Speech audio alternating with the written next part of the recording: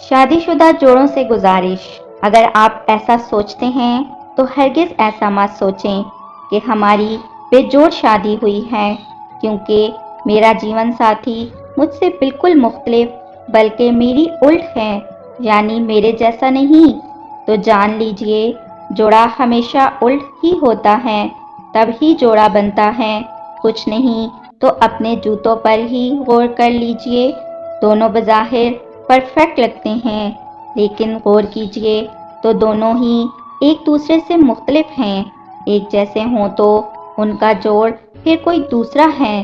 یاد رکھیے، ہم اپنے دائیں ہاتھ میں دوسرے کا دایاں ہاتھ لے کر ساتھ ساتھ نہیں چل سکتے۔ کیا چل سکتے ہیں؟ نہیں نا؟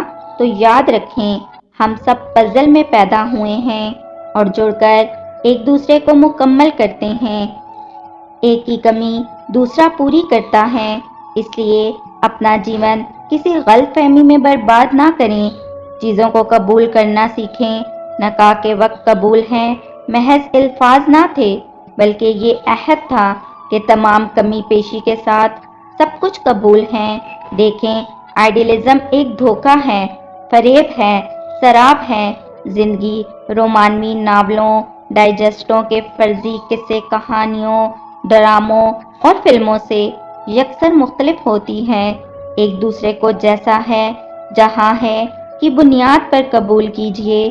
یہی قبولیت، یہی ایکسپٹنس زندگی میں سکون لاتی ہے۔ ایکسپٹ کرنا سیکھیں، ایکسپٹ کر لیے جائیں گے۔ خوابوں اور سرابوں کے پیچھے دوڑنے والے بالآخر بند گلی میں جا پہنچتے ہیں، جہاں سے نکلنے کا کوئی راستہ نہیں ہوتا۔ واپسی کی ساری راہیں مفقود ہو جاتی ہیں۔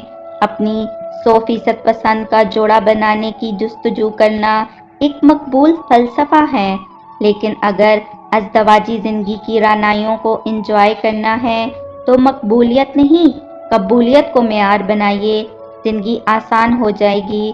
سدا خوش رہیں۔ اللہ رب العزت آپ کو صالحہ بنائے اور صالحین کا ساتھ دے، دنیا و آخرت میں۔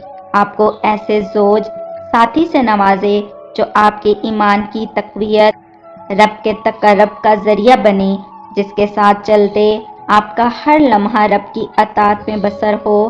آمین ثم آمین۔